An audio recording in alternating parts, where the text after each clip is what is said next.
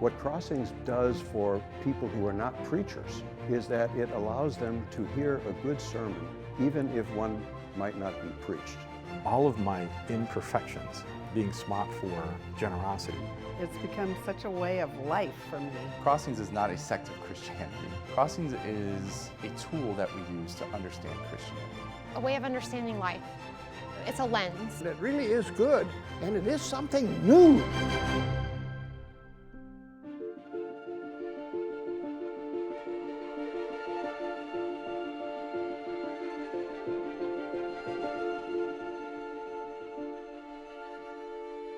So I had some training in the concept of root cause analysis through my work. So the idea of that is there's a problem, say in software, you've got a bug. Okay, there's a bug. How did it get there? Why is there a bug? And then you analyze, well, was there a missed requirement? Or was there a mistake? Was it not caught in testing? If so, why wasn't it caught in testing? So it's a step down where you start at the superficial problem and then you keep asking why. Why did that problem happen? And you keep digging. And so the first time I saw the Crossings 6-step method and starting with a superficial problem and working over to the solution, I instantly said, oh, this is root cause analysis. So that really resonated with me. So I use Crossings in my own life. I've started to analyze popular culture through the Crossings lens. And lately I've been on a big Wes Anderson kick. And so I watch a Wes Anderson movie and I see how the character or the protagonist in the movie is going through the steps, and there's a superficial problem, but then throughout the movie you realize the problem really goes much deeper. And of course, Wes Anderson, as far as I know, is not a Christian movie maker, so there's not a crossing over to salvation through Christ, but there is generally some sort of vindication and overcoming of problems and typically a happy ending, which is one of the things I like about his movies. For the future of Crossings, I would like to see a really dynamic, vibrant community. You know, it began as typewritten pages being handed around a university, and now it's evolved to pages on a website.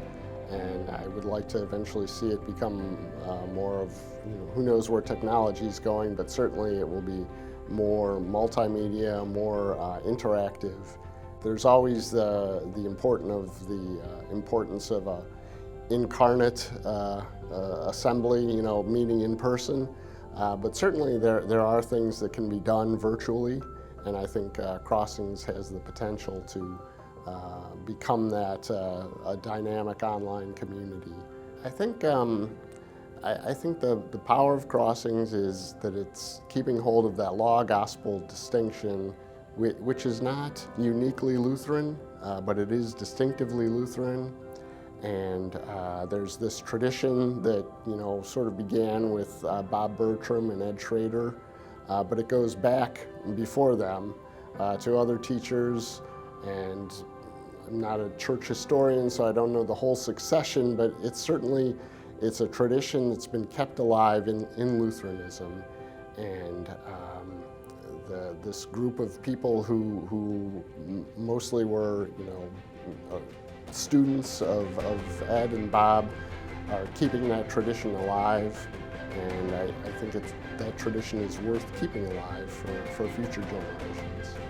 Crossings is important because there's a tendency either to ignore the law and focus solely on grace so that it becomes cheap grace. Well, I'm forgiven, so I can just go ahead and do whatever I want. Or focus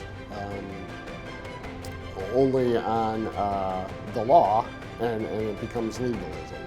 It's hard to keep that balance, and Crossings forces you to keep the law and the gospel in mind at the same time and focus on both and never lose sight of one at the expense of the other.